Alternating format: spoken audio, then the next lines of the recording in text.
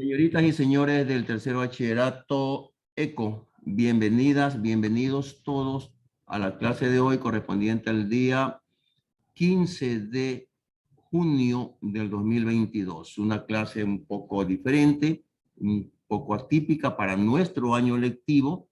El año pasado ya se trabajó de esta manera. De este año estamos pues sorpresivamente trabajando de esta manera de un rato a otro. Para todos creo que fue sorpresa que tengamos que realizar esta actividad el día de hoy. Sin embargo, pues gracias a la tecnología, gracias a la predisposición de ustedes, también podemos trabajar sin ningún inconveniente.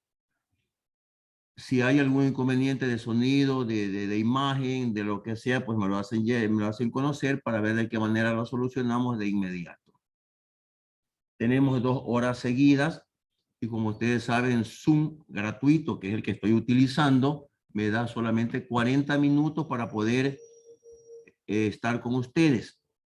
Pero en nuestra clase regular tenemos 80 minutos, son 2 horas y 40. Por lo tanto, una vez que se termine este tiempo que me da Zoom, estos 40 minutos que me da Zoom, con el mismo enlace que tenemos nos volvemos a conectar. Es decir, vamos a hacer una sesión, una clase de 2 sesiones de Zoom.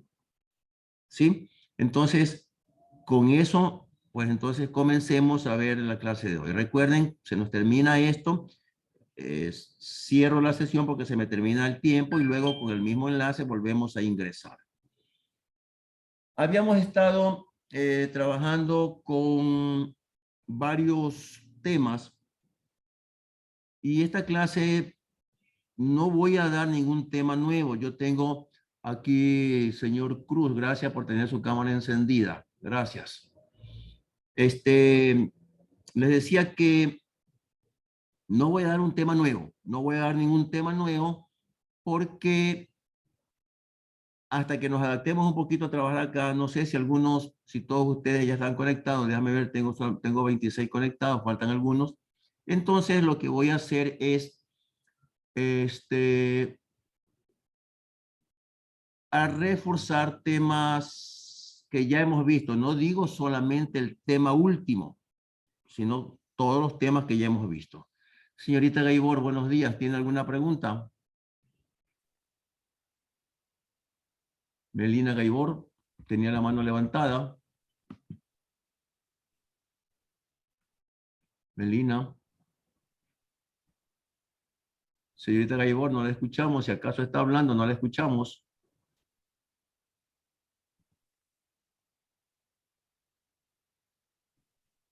No, bueno, parece que se arrepintió.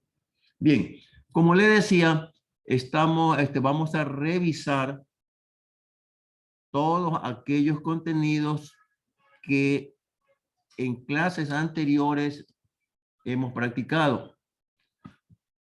Si acaso usted tiene algún tema que quiera practicar, me lo sugiere en este momento, lo practicamos. O si no, pues soy yo el que propondrá el tema o los temas que vamos a revisar. Si tienen algún tema que proponerme, por favor, los escucho.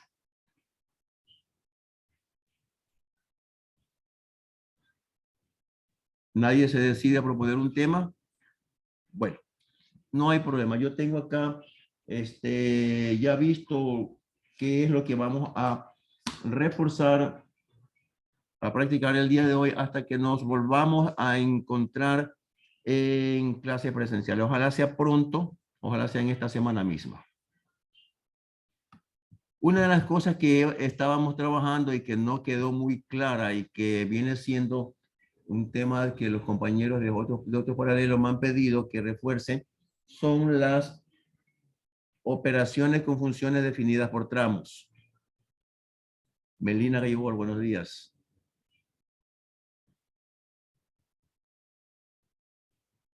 Bien. La tenemos en primer plano, Melina.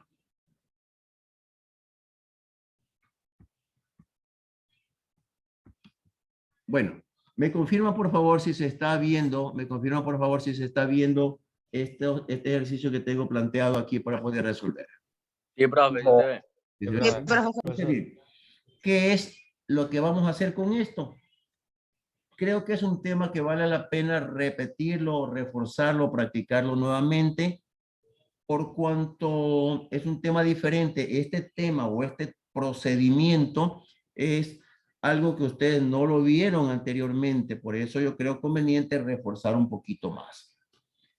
Sin embargo, este procedimiento nuevo es sencillo, es simple, no tiene mayor dificultad.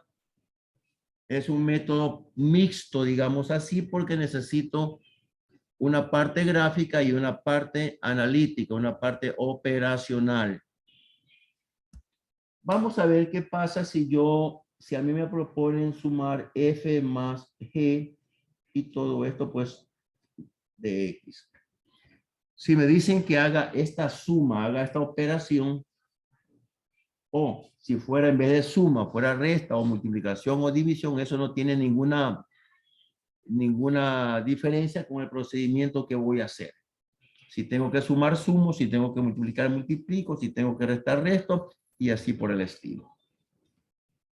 Como dije hace un momento, este es un método mixto. Necesito de una parte gráfica y una parte analítica.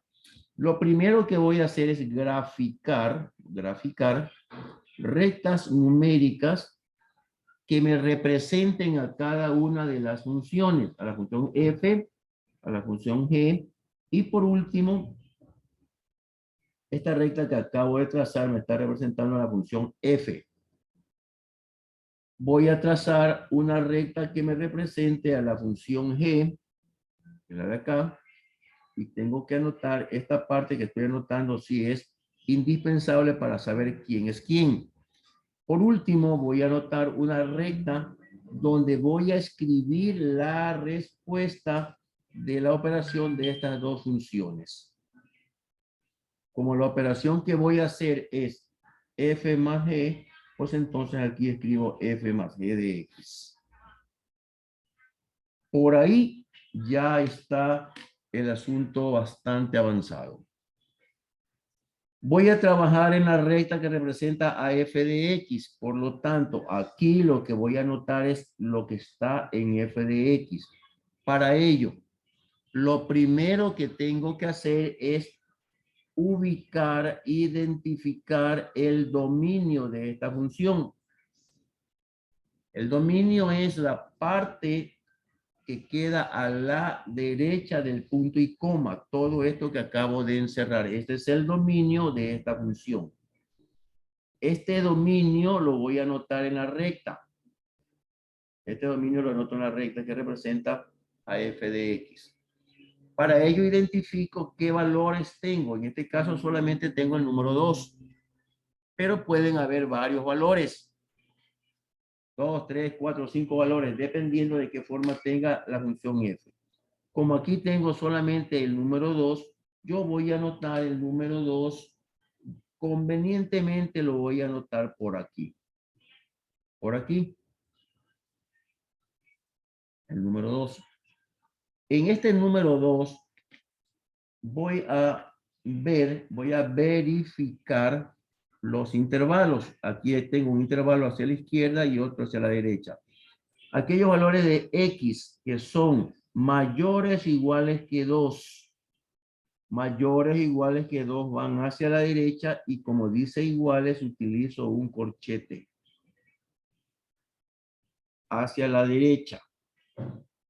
Los que son mayores o iguales que 2 tienen una parte de la función 2x menos 1. Entonces aquí anoto 2x menos 1.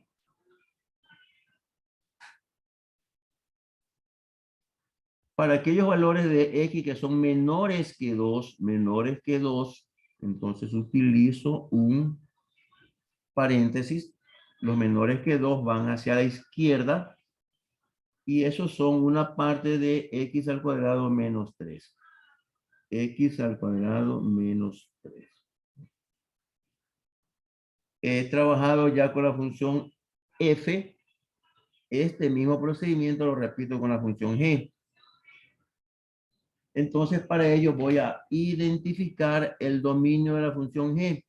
El dominio de la función g, como ven ustedes, es esta parte que está acá. Identifico el número 2 y el número 0. Aquí tengo dos cantidades, el número 2 y el número 0.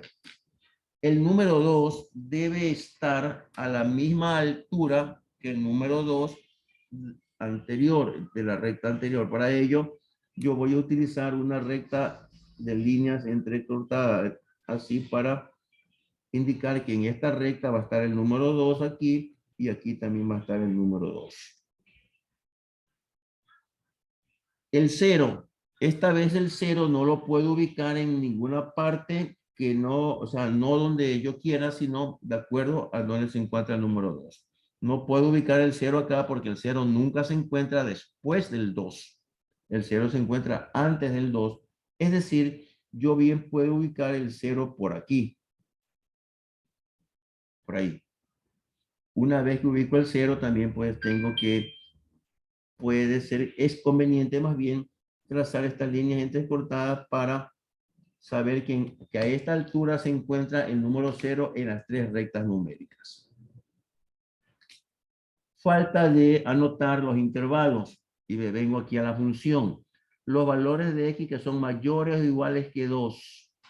Mayores o iguales que 2. Como dice mayores o iguales, entonces utilizo un corchete. Los mayores o iguales que 2 tienen la forma 3 o una parte de la función constante 3. Función constante 3. Del 0 hasta el 2, que son mayores que 0, los mayores que 0 van hacia la derecha del 0 y menores que 2, los menores que 2 van hacia la izquierda del 2. Por lo tanto, utilizo paréntesis. Son menores, no son iguales. Recuerden que los paréntesis utilizamos para indicar que no son, que esos valores no forman parte del intervalo. En este sector de aquí, tiene una forma 1 menos x. La función tiene una forma 1 menos x. Y aquellos que son menores que 0, los que son menores que 0, entonces menores, utilizo un paréntesis también, son parte de la función 4x. 4x. Ya está. Eso es todo. Ahora, es conveniente, no es obligación, pero sí es conveniente completar esta parte de aquí. Desde el número 2 hacia la izquierda, todo esto es x cuadrado menos 3.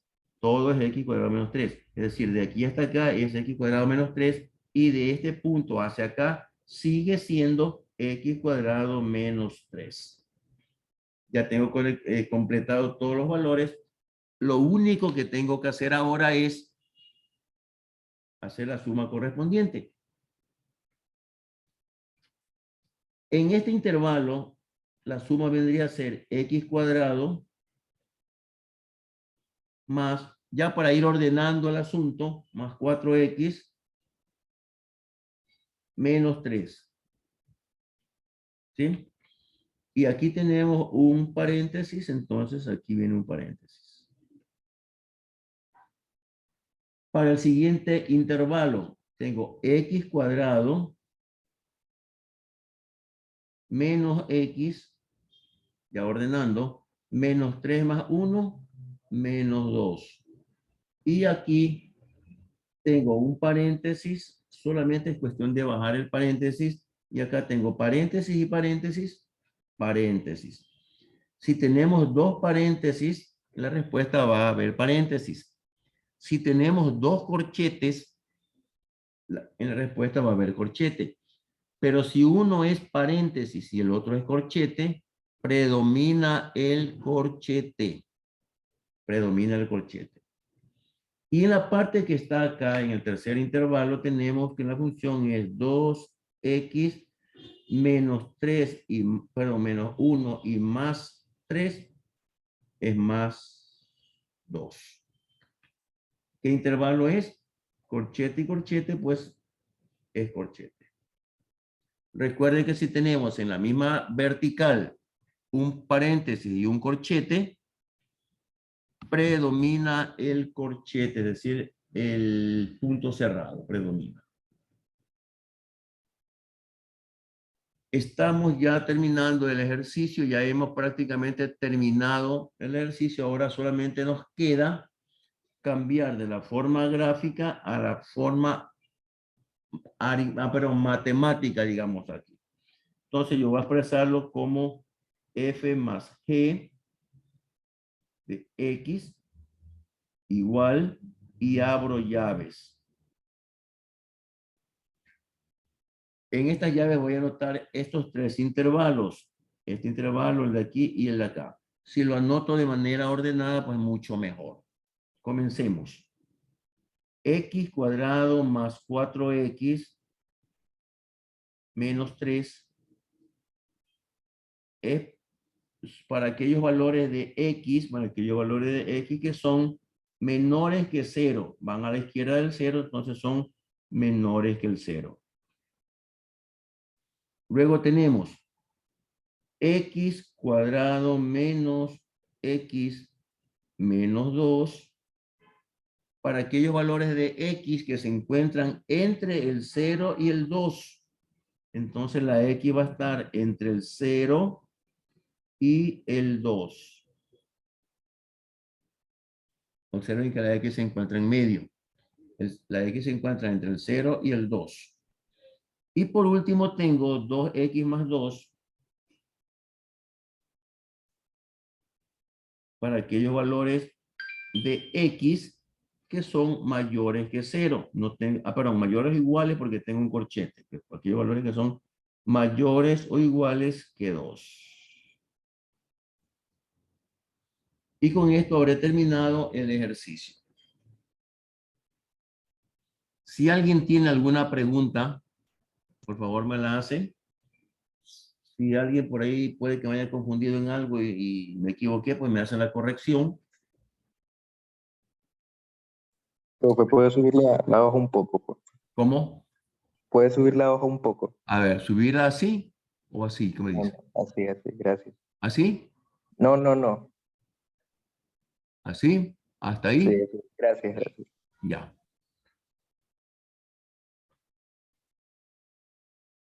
¿Listo? ¿Alguien más tiene alguna pregunta, alguna duda, algo que no haya quedado claro?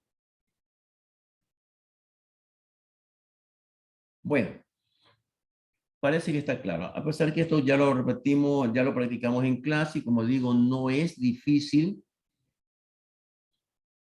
¿Qué tal si yo en vez de sumar f más g, sumo g más f? ¿Qué pasará con la respuesta? ¿Seguirá siendo la misma? ¿Tendría una respuesta diferente? ¿Qué tal? ¿Qué tal si yo pongo en vez de f de x, yo pongo, en vez de f más g, yo pongo g más f de x? ¿Qué creen ustedes que va a pasar? A ver. Va a cambiar. ¿La respuesta va a seguirá siendo la misma o tendremos una respuesta diferente?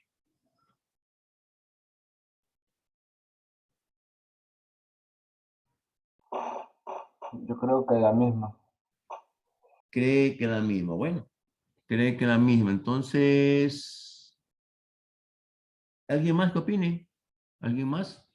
La misma, profesor. Es la misma, ¿Y por qué será la misma? A ver. Puede que porque no sea cambia de distinta. valores, son los mismos que puso No cambian de desde el valores. principio del ejercicio. Ya, muy bien, bien, bien, sí, exactamente así es.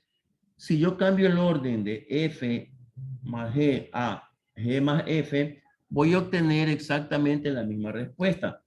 Porque lo que haría es, en vez de colocar aquí en segundo lugar la función g, la escribiría acá arriba, pero los intervalos y las cantidades que están acá no van a cambiar, porque esta está representando a esta función.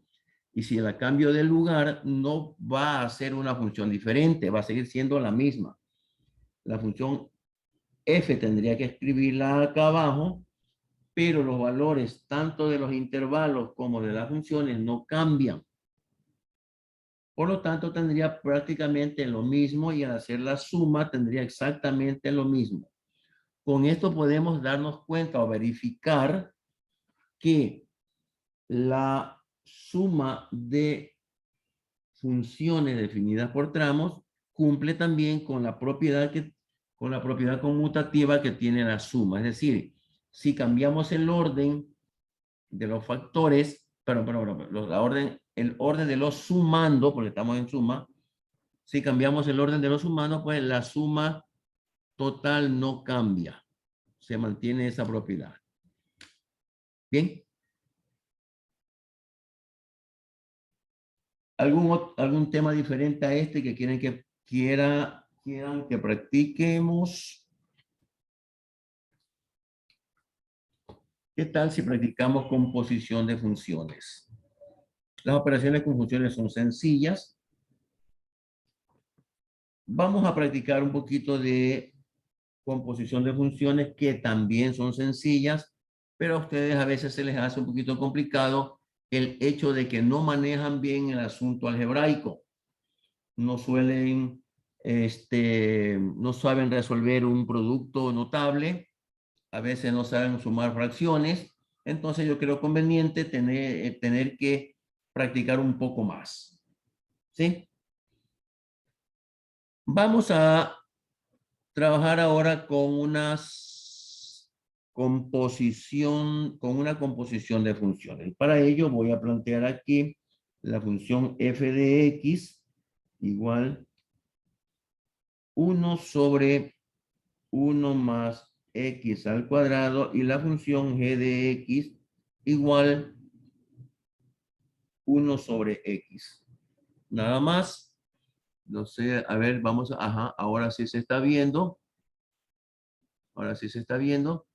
Y ahí tengo las funciones. F de x 1 sobre 1 más x cuadrado y g de x igual 1 sobre x cuadrado.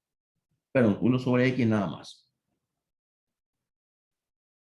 Como dije en clase anterior, la composición de f con g no es otra cosa sino una mezcla que se hace de las dos funciones. Pero para hacer esta mezcla tenemos que verificar qué componente recibe a qué componente. No sé si les dije a ustedes en el aula que esto es como cuando mezclamos el agua y el azúcar. En ocasiones echamos el azúcar en el agua, entonces el que recibe o quien recibe es el agua, pero puede que también hagamos lo contrario. Puede que sea el azúcar el que reciba el agua. Tenemos que identificar esto. ¿Quién compone a quién? ¿Quién recibe a la otra función? Cuando yo digo f compuesta con g de x, lo que estoy diciendo aquí es que la función f es la que recibe a la función g. La función f recibe la función g. En otras palabras, podemos decir que la función f está evaluada en g de x. En este caso, f vendría a ser el agua y g el azúcar, ¿no? Para poder hacer esa mezcla. Ahora sí, una vez que ya tenemos identificado quién recibe a quién, vamos a colocar los elementos, los ingredientes y vamos a hacer nuestra mezcla correspondiente a ver qué es lo que nos queda. ¿Sí? Según como habíamos practicado en clases, la función f recibe la función g, entonces esta estructura de aquí, la estructura que tiene f, no va a cambiar demasiado, se va a mantener. En el numerador tengo el número 1, ese número 1 seguirá siendo 1 porque no es x, lo único que va a cambiar es x. En el denominador tengo 1 más x al cuadrado. Aquí va a haber un cambio. ya no puedo escribir x al cuadrado, sino que en vez de esta x, en vez de solamente la x que está aquí, la voy a poner aquí, en vez de esta x, voy a anotar todo lo que está acá. Todo. En vez de eso voy a anotar esto que está acá. Entonces anotaré 1 sobre x. Pero como aquí x tiene un exponente que es 2, entonces esto que está reemplazando a x debe tener un exponente 2. Y ya está hecha mi función. Ya está hecha. Ahora solamente queda resolver las operaciones que haya que resolver. Aquí tengo que resolver, aquí tengo una suma y tengo una potencia. Desde la primaria nos enseñan a nosotros las jerarquías de operaciones. Primero, si hay potencias, pues obviamente vamos primero a resolver las potencias, luego multiplicaciones y divisiones, y finalmente lo último que se hace siempre es sumar o restar. Por lo tanto, entonces, siguiendo esta jerarquía de las operaciones, voy a resolver de la siguiente manera.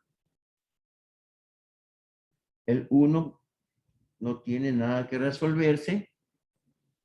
1 más 1 al cuadrado es 1 y x elevado al cuadrado es x al cuadrado. He resuelto la potencia.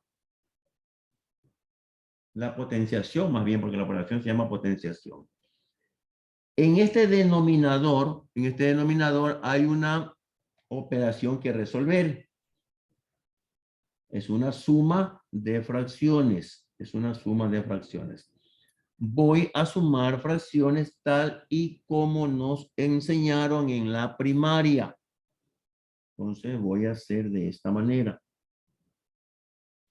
El 1 está como numerador. Y aquí pues tengo denominadores diferentes. Busco el mínimo común, como dicen ustedes. Busco el denominador común, que en este caso es x al cuadrado. X al cuadrado para 1 es a x al cuadrado y multiplicado por 1 es x al cuadrado más x al cuadrado para x al cuadrado es 1 y 1 multiplicado por 1 es 1. Tengo una fracción compleja, una fracción de fracciones. Este 1 lo voy a convertir en fracción para así tener dos numeradores y dos denominadores, una fracción compleja completa. Desde la primaria también nos enseñaron que cuando tenemos fracciones complejas, lo que se resuelve es numerador con numerador. Multiplicamos esto, numerador con numerador, y denominador con denominador. Vaya, pues, estoy hablando yo. Perdón, me equivoqué. Es extremo con extremo, extremo con extremo, extremo con extremo, y medios con medios. Así es, este medio con este medio de acá. Ya está hablando cosas que no son. Lo voy a colocar aquí por cuestión de espacio. Entonces, 1 al multiplicarse por x cuadrado es x al cuadrado. Y 1 al multiplicarse con x cuadrado más 1 es x cuadrado más 1. Una vez que no hay más operaciones que resolver, el ejercicio queda concluido. F compuesta con g de x es x cuadrado sobre x cuadrado más 1.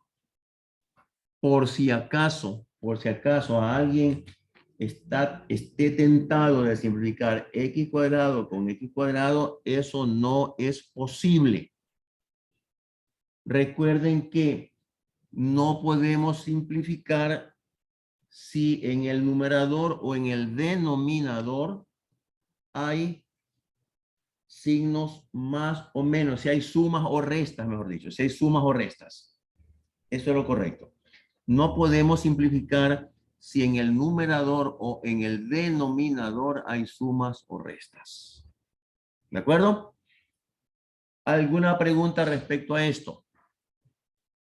Profe, y si en el numerador estaría x al cuadrado y en el denominador x al cuadrado solo también, ahí sí se podría simplificar. Si tuviéramos el caso, a ver, déjame ver dónde está un lápiz. Generalmente yo trabajo con lápiz, pero bueno, a ver. Si tenemos aquí x al cuadrado y acá solamente x al cuadrado, pues ahí sí. Ahí podríamos simplificar porque aquí no hay ninguna suma.